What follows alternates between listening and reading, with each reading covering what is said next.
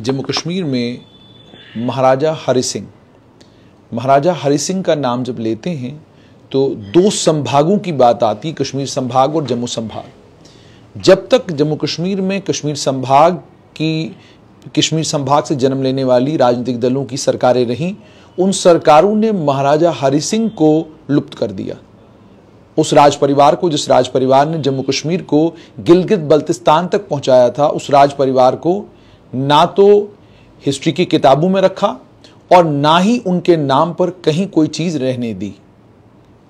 अब 5 अगस्त 2019 के बाद बहुत कुछ बदला और इसी बदलाव में महाराजा हरि सिंह के जन्मदिन पर लेफ्टिनेंट गवर्नर मनोज सिन्हा ने कहा है कि जल्द सरकार उनकी छुट्टी की अनाउंसमेंट करेगी। मेरे साथ इस वक्त विश्व हिंदू परिषद के वर्किंग प्रेसिडेंट राजेश गुप्ता है। आइए इनसे इनका मत जानते हैं। राजेश जी, सबसे पहले मुझे ये बताइएगा कि महाराजा हरि सिंह के जन्मदिन पर छुट्टी, अगर लेफ्टिनेंट गवर्नर मनोज सिन्हा के कार्यकाल में भी और भारतीय जनता पार्टी की सरकार केंद्र में है, अगर इस कार्यकाल में भी एजिटेशन करनी पड़े, एजिटेट करना पड़े और युवा राजपूत सभा ने एजिटेशन की, उसके बाद जाकर छुट्टी की अनाउंसमेंट हो, उसकी क्या जरूरत? मुझे लगता है कि हमें इसको एक सिंगल इंडिविजुअल इंसिडेंट के तौर पे नहीं लेना चाहिए। जब से प्राइम मिनिस्टर नरेंद्र मोदी की सरकार केंद्र में आई है और उसके बाद से थॉट प्रोसेस जो नेशन का है, नेशन की एक इमेज, और नेशन की इमेज के साथ साथ अनसंग हीरोज तो थे, लेकिन वो पिछले टेन्योर्स में अनसंग रहे, चाहे वो सरदार पटेल रहे हों, चाहे वो नेताजी सुभाष चंद्र बोस रहे हों, चाहे यहाँ पर महाराजा गुलाब सिंह रहे हों, चाहे महाराजा हरि सिंह रहे हों। अनसंग हीरोज को सही मायने में हिस्टोरिकली री इवॉल्व किया गया है, लोगों की नज़रों में लाए गए हैं और नज़रों में लाने के साथ साथ उनको उचित सम्मान पब्लिक की नज़रों में, उनके जो कार्यकलाप थे उनके जीवन कार्यों में किए गए, उनको भी उचित सम्मान, और वो पब्लिक में, स्टूडेंट्स में जाए, मीडिया में जाए कि ये काम इन्होंने किए हैं। उस दिशा में जो काम हुआ है, हमें उस चीज को देखना चाहिए। अब उस दिशा में जो काम हुए हैं, काम होने के बाद वो पब्लिक में धीरे धीरे करके आ रहे हैं, उन कामों की एक्नॉलेजमेंट हो रही है, और उस एक्नॉलेजमेंट के दौरान अगर किसी वक्त किसी को लगता है कि ये चीज रह गई है या ये चीज होनी है, समय तो लगता है ना। एक 65-70 साल की नाइंसाफी है, उसको करेक्ट किया जा रहा है, that is called corrective surgery. और वो करेक्शन में हम प्यार से एडमिनिस्ट्रेशन को रिमाइंड करवा सकते हैं। मुझे लगता नहीं है कि एजिटेशनल पाथ किसी काम के लिए अपनाने की जरूरत है, क्योंकि अब ये काम होने वाले हैं। देश एक दिशा में चल रहा है जिसमें संस्कृति, जिसमें ये हीरोज, इन सब को सम्मान मिलने वाला है, और पुनः वो उस संस्कृति की स्थापना भी होने वाली है। पुनः ये राष्ट्र गौरव के जो हमारे हीरो हैं उनको भी सारा सम्मान मिलने वाला है, मिल रहा है। धीरे धीरे करके ऐसी सारी चीज़ें हो रही हैं। ये एजिटेशन ठीक है, हुई है थोड़ी बहुत, कुछ राजनीतिक दलों ने भी उसको सपोर्ट किया, कुछ लोगों ने भी किया, बट आप देखें उससे पहले ही बड़े सारे काम हो चुके थे। जैसे आपने कहा बड़े सारे काम हुए थे, राजेश जी, एक हैरान करने वाली बात यह है कि एक महाराजा के जन्मदिन पर छुट्टी की अनाउंसमेंट होती है और एक संभाग गदगद होता है। आखिरकार ये क्या चीज़ है जिस चीज़ के कारण ये, हालांकि मैं बहुत सारे लोगों के लिए बहुत बड़ी बात है, लेकिन जब आप सरकारी लेवल पर देखेंगे तो बड़ी छोटी सी बात है, मांग है छुट्टी दे दीजिए, छुट्टी दे दी गई। क्या है ऐसा जिसके कारण जम्मू में यूनिवर्सिटी की बात करें या इससे पहले कोई जितनी भी चीज़ें हुई हैं, सब चीज़ों के लिए एजिटेट करना पड़ता है? देखें, जहाँ तक आपने है, उसके बाद भी कुछ इंस्टीट्यूशंस ऐसे बिल्टअप हुए। जिस वक्त सेंट्रल यूनिवर्सिटी का समय था, उस वक्त सरकारों का नैरेटिव और मंशा कुछ और किस्म की थी, और डोगरों को अपना अधिकार लेने के लिए हमेशा संघर्ष करना पड़ा। इस जम्मू कश्मीर की अगर मैं बात करें, और नैरेटिव्स भी इस तरह के बिल्टअप किए जा रहे थे कि ब्लैक डे को मार्टायर्स डे। अगर कोई सरकार के खिलाफ किसी ने षड्यंत्र किया और पुलिस की गोलियों से कोई अगर क्रिमिनल्स मर गए तो उनको हम मार्टायर्स डे कह के उसकी छुट्टी की घोषणा कर दे और उनको हीरो बनाने की कोशिश करें। इस तरह का एक एडवर्स किस्म का नैरेटिव उस दौर में बिल्टअप किया गया, जिसको धीरे धीरे करके खत्म होना जरूरी था। लेकिन माइंडसेट प्रशासन का भी माइंडसेट, उन सरकारों का भी इस तरह का था कि इस तरह के नैरेटिव्स को बिल्टअप किया जाए और जो सही हीरो हैं उनको सम्मान ना दिया जाए। ये पिछले 10-15 सालों में जब से जिसको मैं कहूंगा कि एक राष्ट्र प्रेम की भावना वाली सरकार का उदय हुआ, इस तरह के राजनीतिक मंथन का उदय हुआ, उसके बाद ये चीजें सामने आना शुरू हुई। ये चीजें जब सामने आना शुरू हुई तो आप तो जर्नलिज्म के फील्ड में हैं, आप अवेयर और कंसर्न सिटीजन हैं, आप मुझे बताइए कि सही मायने में जम्मू कश्मीर का जो भारत के साथ एक्सेशन है, दैट वाज कंप्लीट एक्सेशन, क्योंकि वो डॉक्यूमेंट सेम है जो बाकी प्रिंसली स्टेट्स ने 560-62 स्टेट्स ने साइन किया है, वही जम्मू कश्मीर ने साइन किया है 26 अक्टूबर 1947 को। ठीक है, in the same with the same documents हमारा एक्सेशन हुआ। उस एक्सेशन को बाद में ऐसा नैरेटिव बिल्टअप किया गया, गलत नैरेटिव बिल्टअप किया गया कि वो एक्सेशन फॉल्टी है, विच वाज नॉट। ठीक है, और सही मायने में हमारा जो सबसे बड़ा दिन है वो 26 अक्टूबर बनता था। पिछले तकरीबन 2009-10 की बात है जब से ये लोगों ने यहाँ पे मनाना शुरू किया। उससे पहले तो लोगों को 26 अक्टूबर के दिन का या इसकी इंपॉर्टेंस का या एक्सेशन का पता ही नहीं था। उसको जब याद करना शुरू किया गया तो वो क्या था? वो ये था कि महाराजा हरि सिंह के जीवन काल का सबसे बड़ा काम जिसमें उन्होंने जम्मू कश्मीर का भारत में विलय करवाया। ठीक है, उस काम को वर्तमान सरकार ने रिकॉग्नाइज किया। उस काम को वर्तमान सरकार ने रिकॉग्नाइज किया और वर्तमान सरकार ने उसको रिकॉग्नाइज करने के बाद उसकी एक छुट्टी की घोषणा की।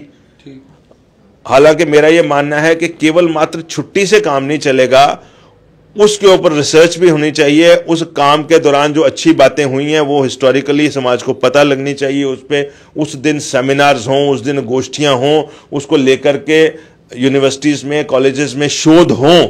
इस तरह के काम होने चाहिए 26 अक्टूबर को, जिससे कि लोगों को उसका पता लगे। केवल मात्र 26 अक्टूबर हम याद न रखें, ठीक, ऐसा मेरा मानना है। और जब हम उस 26 अक्टूबर को याद करते हैं तो सबसे ज्यादा किसको याद करते हैं? महाराजा हरि सिंह को याद करते हैं, जिसने उस विलय को अंजाम दिया, उसको उसके कंक्लूड करवाया, उसको संपन्न करवाया उस विलय को। राजीव जी, एक चीज़ और आपसे जानना चाहूँगा अंत में कि मैंने अब्दुल्ला ख़ानदान की ही एक उनकी बेटी शेख अब्दुल्ला की बेटी से बात की थी, बेगम खालदा शाह से बात की थी। उन्होंने एक बड़ी इंपॉर्टेंट बात अपने इंटरव्यू में कही थी। उन्होंने कहा था कि इतिहास ने इंसाफ नहीं किया महाराजा हरि सिंह के साथ। जो छवि उनकी थी, उस छवि को इस तरीके से बिगाड़ा गया एक संभाग में कि वो संभाग आज भी महाराजा हरि सिंह को लेकर एक अलग तरह की धारणा और एक अलग तरह का विचार रखता है। क्या उस छवि को परिवर्तित करने की कोई कोशिश अब आप करेंगे?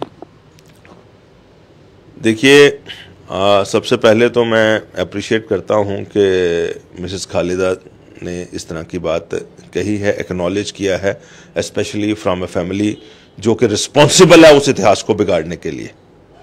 मैं उस लेडी को अप्रिशिएट करता हूं कि उसने अपने जो सच्चाई है उसने वो बयान की है। सेकंड ये है कि हम एक सामाजिक संस्था हैं, हम सही बातों को सामने लाते हैं, लेकिन मुझे खुशी ये है कि इस वक्त की सरकार जो है, चाहे वो केंद्र की है, चाहे वो इस वक्त का लेफ्टिनेंट गवर्नर प्रशासन है, वो इस बात पे सीरियस हैं। मुझे ऐसे लगता है कि ये सारी चीज़ें अब खुल करके बाहर आ रही हैं, लोगों को हिस्ट्री का पता लग रहा है। और ये भी जिसको हम कहें कि महाराजा हरि सिंह जी के जन्म दिवस पर अवकाश की जो बात आई है, जिस पे आप मेरा इंटरव्यू लेने आए हैं, ये भी अवकाश से ज़्यादा ज़रूरी है उनका जीवन दर्शन लोगों तक जाए। अवकाश से ज़्यादा ज़रूरी है कि हम उस जीवन दर्शन से लाभ प्राप्त करें। अवकाश से ज़्यादा ज़रूरी है कि लोगों को ये भी पता लगे कि किन परिस्थितियों में उनको भारत में जम्मू कश्मीर का विलय करने के उपरांत एक निर्वासित जीवन जीना पड़ा, जबकि उनका स्वयं का बेटा भी यहां पर सदर रियासत रहा। और हमें यह भी जानना जरूरी है कि ये सारी जो एप्रिसिएशन है, ये जो सारी एक्नॉलेजमेंट है, ये जो विलय दिवस की इंपॉर्टेंस है और महाराजा हरि सिंह के जन्म दिवस पर जो हमें सेलिब्रेशंस की आज हम बात कर रहे हैं या उनके जीवन दर्शन को समझने की बात कर रहे हैं, ये उन सब सालों में क्यों नहीं किया गया जब उनका स्वयं का बेटा यहां सदर रियासत था। ये सारी चीजें जानने की जरूरत है और इनको जानना भी चाहिए। सिर्फ आपके माध्यम से मुझे एक बात समझ में आती है कि कुछ चीज़ें स्वतः फ्लो कर रही हैं, होना शुरू हो गई हैं। होना शुरू होने के मतलब है कि विलय दिवस को एक्नॉलेज किया गया, जो महाराजा हरि सिंह का काम है, लेकिन उसके साथ साथ समय भी लगता है। कुछ चीज़ें जो है, कुछ गलत नैरेटिव्स को, जिसको कहते हैं कि गलत नैरेटिव्स को भी लोगों के सामने उसकी सच्चाई ला के उसको बताने की कोशिश भी की जा रही है कि ये नैरेटिव गलत था, इसको भी आप समझिए, ये गलत बिल्टअप किया गया। और इन सारे प्रोसेसेस में टाइम लगता है। मुझे ऐसे लगता है कि ये इतनी बड़ी एजिटेशन की भी ज़रूरत नहीं थी। ये आज नहीं, 2 महीने बाद, 1 महीने बाद ये चीज़ें होने वाली थी, और हाँ, ये पाइपलाइन में थी। और प्रशासन इस वक्त का, जो आज की गवर्नमेंट है, वो एक, जिसको कहते हैं ना, प्रतिबद्ध है इनको, इन एप्रिसिएशंस को समाज को देने के लिए। प्रशासन प्रतिबद्ध है, मुझे ऐसे लगता है, कमिटेड है कि महाराजा हरि सिंह या डोगरा राजाओं का जो कंट्रीब्यूशन है उसको एक्नॉलेज करने के लिए। तो प्रशासन को भी हम उसी ढंग से अपना काम करने दें। इस वक्त जम्मू कश्मीर को एक इकट्ठा हो करके डेवलपमेंट के पाथ पे ले जाने की ज़रूरत है। और फिर भी जैसा सम्मान उपराज्यपाल ने और उसके बाद केंद्र सरकार के साथ सलाह करके महाराजा हरि सिंह को दिया है, हम उसको अप्रिशिएट करते हैं। अंत में एक और सवाल है, बड़ा इंपॉर्टेंट। वेस्ट पाकिस्तान रेफ्यूजियों को लेकर केंद्र सरकार एक बहुत बड़ा फैसला लेने जा रही है कि उन्हें प्रॉपर्टी राइट्स जो है दिए जा रहे हैं। जिन ज़मीनों के ऊपर वो रह रहे हैं उन्हें मालिकाना हुकूक मिलने जा रहे हैं। और अब मैंने ये भी सुना कि उनकी ये मांग भी है कि जिन मकानों में वो रह रहे हैं उन पर भी उनको मालिकाना हुकूक मिल जाएं। उसके साथ में ही पाकिस्तान के कब्जे वाले जम्मू कश्मीर से जो लोग आए हैं वो भी ये कह रहे हैं कि बड़ी सारी जगहों पर वो भी बस्तियों में रह रहे हैं, वो बस्तियां भी अभी तक रेगुलराइज नहीं हुई हैं। तो राजेश जी, वो परिवार भी आपको इस समय देख रहे होंगे, आपको क्या लगता है कि कब तक ये फैसला जो है हो जाएगा? और क्या पाकिस्तान के कब्जे वाले जम्मू कश्मीर से जो लोग आए हैं, जो अब जम्मू कश्मीर में रह रहे हैं और बस्तियों में रह रहे हैं, जो बस्तियां अभी तक रेगुलराइज नहीं हुई हैं, क्या उनकी मांग भी आप करेंगे? देखिए, उनकी मांग जायज़ है और केंद्र सरकार उस पर सहानुभूतिपूर्ण विचार कर रही है, इसके लिए हम उनके धन्यवादी हैं। लेकिन उसमें एक चीज़ आप थोड़ी सी भूल रहे हैं। आपके माध्यम से मैं समाज को, सरकार को भी बताना चाहता हूँ। 1947 में जब पाकिस्तान ऑक्युपाइड कश्मीर से यहाँ पे रिफ्यूजी आए थे, तो उस वक़्त की जो सरकार थी, पॉलिटिकल आइडियोलॉग्स थे और शेख अब्दुल्ला भी थे, उन्होंने सबको कहा कि आप यहाँ पे आ जाइए और हम आपका पूरा ख्याल रखेंगे। लेटर ऑन हिस्ट्री कहती है कि इनको ये लगा कि हिंदू पेनिट्रेशन बड़ी हो गई है और उनका बड़ा सारा ध्यान नहीं रखा गया, इसी करके उनको सेकंड क्लास सिटीजन के तौर पर रखा गया। बहुत सारे लोगों को यहाँ रोजी रोटी नहीं मिली।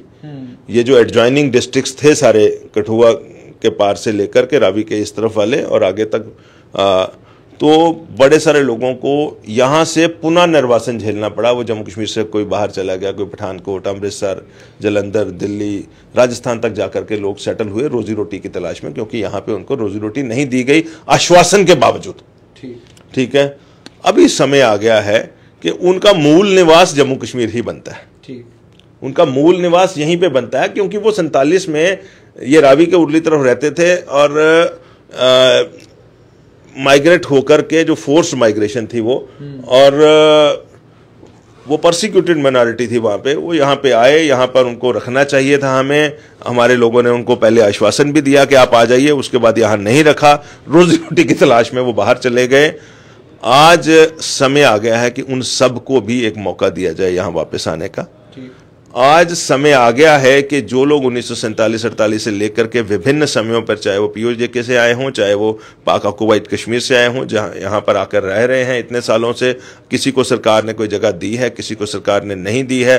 कुछ ऐसी ज़मीनों पर रह रहे हैं जो हो सकता है सरकारी ज़मीनों पर मकान बने हों, कुछ कॉलोनियाँ रेगुलराइज हुई हैं, कोई नहीं रेगुलराइज हुई हैं। एक blanket regularization in the favour of those who have come from any part of Pakistan in J&K, number one. Number two, those who came here but stayed here for some time and for the purpose of their livelihood, they were forced to move out of J&K to some other place, other state of J&K. उनको भी एक बार हम न्योता दें कि आप भी यहाँ पे आइए। और तीसरा, ये जो POJK और छम्ब के रिफ्यूजी हैं, ये भी, इनको भी, इन सब को ही, जहाँ जहाँ ये रह रहे हैं, इनको सबको उनकी प्रॉपर्टीज़ के, उनकी जो खेती की ज़मीनें हैं, उसके सारे राइट्स एट पार मिलने चाहिए। अब कितने जितनी देर हमने उनको रिफ्यूजी का स्टेटस दे करके रखना है, उनको गले लगाइए। They are the honourable citizens of India. Bharat के नागरिक बने, वो अपने आप को रिफ्यूजी ना समझें। ये भावना उनके दिमाग से, दिल से कैसे निकले, ये टैग कैसे निकले? अपने ही अखंड भारत के रहने वालों को हम अपने जम्मू कश्मीर में, अपने जम्मू कश्मीर के आसपास के स्टेट्स में हम उनको रिफ्यूजी कह रहे हैं, ये पाप है। बहुत बहुत शुक्रिया।